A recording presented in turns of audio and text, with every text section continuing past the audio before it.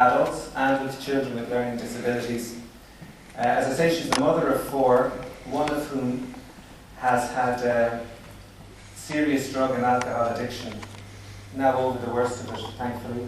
And Jackie's going to let us know about what it's like being at the coalface, I suppose, and difficulties associated with that.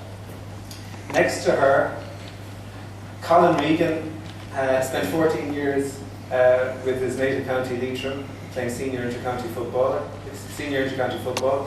He's a journalist for the last 12 years, up until when he took over as national coordinator for the Alcohol and Substance Abuse Prevention Programme, which is funded between the HSE and the GAA. So Colin is going to speak to us a little about the programme at a national level and how it impacts on clubs and counties. To my right, Rochelle Flanagan is a leading sports nutritionist with her company Nutrition Wise. She specialises in sports nutrition with a number of elite athletes and teams. She's also involved with the Irish Institute. She's on the Irish Institute of Sport panel of nutritionists for elite athletes. I know I was going to trip myself up with that one. And she's also a former international hockey player. Next to her, Eamon O'Hara needs very little introduction in this area. Sligo footballer since 1993. So that's 18 years, Eamon. A knee operation 3 weeks ago, he tells me, but he's definitely back for next year. Well, we'll see. But anyway, an all-star course in 2002 and a winner of the Connacht Championship in 2007. And as Christy mentioned, also played international rules with Ireland. On the far over couch then we have Grange's own Caroline Currid, a performance coach in the area of sports psychology, worked for the last 2 years with the Tipperary Hurlers, with the Tyrone Footballers in 2008, has worked with athletes such as Ireland's rugby lock Paul O'Connell, and this year has thrown their lot in with the Dublin Footballers, so a couple of busy weeks ahead for Caroline. And next to Caroline, our final panel member is Oisin McConville, an All-Ireland winner with Armagh in 2002, 5 club championships and probably gunning for a 6th next year with Crossmaglen, 2 All-Stars, and as I suppose has been chronicled well in the past, Oisin has had a problem with gambling, an addiction to gambling, and I suppose that'll get us started the conversation. Oisin, if you don't mind, just if you take the microphone, and just, I mean, people have heard the story before, but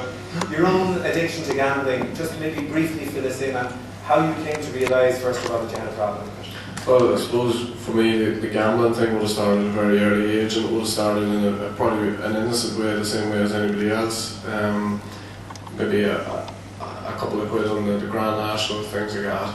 And it soon developed for me very, very quickly. I'm not going to bore people with the whole story, but basically from that, it went from pocket money, going to school. I'd be able to get rid of it very, very quickly. Gambling, poker machines, horses, whatever it was. I started boarding in a boarding school when I was in my final year in school. I think it was around 17, 18 years of age. I happened to get staying in a room with a fellow whose father owned a chain of bookmakers in the north, which really suited me at the time because he was into it, I was into it, and at the time for me it just seemed like a bit of harmless fun.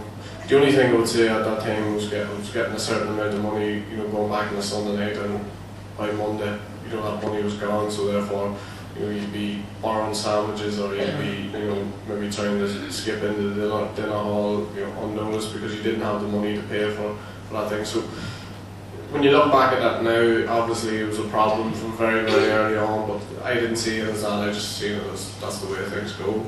It soon developed from that first job when I was around 19, 20 years of age. Whatever money I was getting at the end of the week, straight into the bookies, check change, straight into the bookies, money gone. I thought my problem was that I just wasn't getting enough money at the end of the week. Got a different job, earning that little bit more money, but the same thing. It was the same vicious circle. It was, you're going in, you're losing your money. I suppose as early as maybe around that time, 21, 22 years of age, you realise that maybe there is, something wrong here, and that you try to pull back from it. The best way I can describe my health is that whenever I started out gambling, I controlled the gambling. As things went on, the gambling started to control me. So I wasn't really deciding whether I was going gambling. Well, that makes sense to people, but I didn't really decide when I was going gambling. It decided. As soon as I had money, I was gone. And one thing about a compulsive gambler, and that's what I was a compulsive gambler. But one thing about me, it wasn't just the financial thing. It was the lays, it was the isolation from my family, because when I was gambling, I didn't want anybody else around me. That was my thing. I remember, I've told this story 100 times, but I remember taking a friend of mine who was a social gambler as such. He had a few quid on the football teams on Saturday. And I remember taking him with me gambling, and he said to me, I was putting a certain amount of money on a horse, and he said to me, do you not think you need to take it a little bit easier than that? I told him to get in the car. I left him to his house and I went back gambling, and that's where the isolation comes from. It comes from you don't want people to know your business. I stopped gambling around home. I would go to Dublin, to a suburb in Dublin, in order to get away from people. There was shame, there was guilt, there was no self-esteem there. I mean, I was functioning. To look at me, you'd say he's probably doing all right for himself, but inside, like, it was absolutely eating me up. And as I say, as a compulsive gambler, you're a compulsive liar as well. So there's so much stress and so much pressure on you to constantly, cover up those lies, and it just gets into it, spirals into something that really just gets out of control.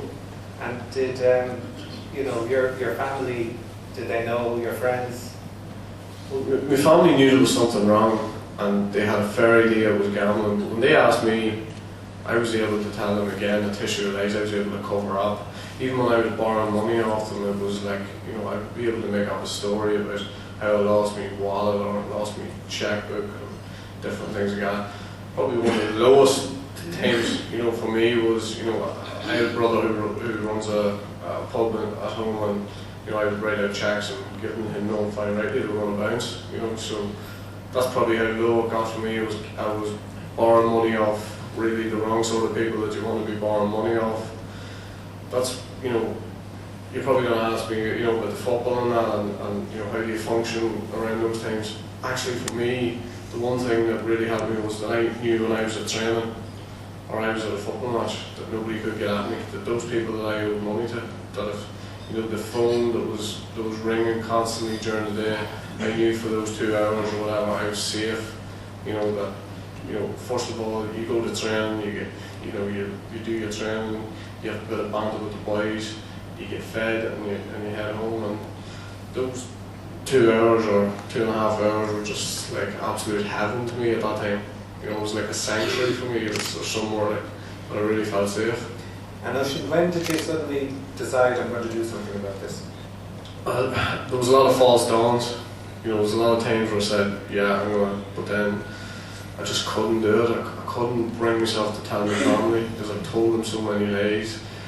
My two brothers had sat me down on numerous occasions and said to me, like, seriously, what is going on here? Because at the time I was running a pub in Cavan and it was doing quite well, but the only thing about it was that, I was taking all the takings. I was paying a wage to whatever staff to keep it open because I needed it to be open because I needed cash flow. But I wasn't paying any bills. I was gambling, whatever money was taken in at the weekend or whatever. And there was boys hounding me for money. There was people who had supplied me stuff who were chasing me for money and different things like that. And they would go to my brother who, they would also maybe deal with through the drinks game or whatever and say like, why is this man not paying much? So obviously my brother smelled a rat and they were constantly on me, but again, I wasn't ready to give it up. I wasn't in denial anymore. I was in denial for years, but I wasn't in denial at this stage. I knew exactly, but I was just clinging on to it and hoping that somewhere or another would get out of it. So, I mean, because Crossmaglen is famous as being a very family-orientated club, so your problem came to light, like the players would have known that you had a problem, wouldn't they, while you were playing, but like that circle that you mentioned, the safeness and all that kind of stuff, it still doesn't really help you get to the point where you say, this thing has to be addressed. That's something you have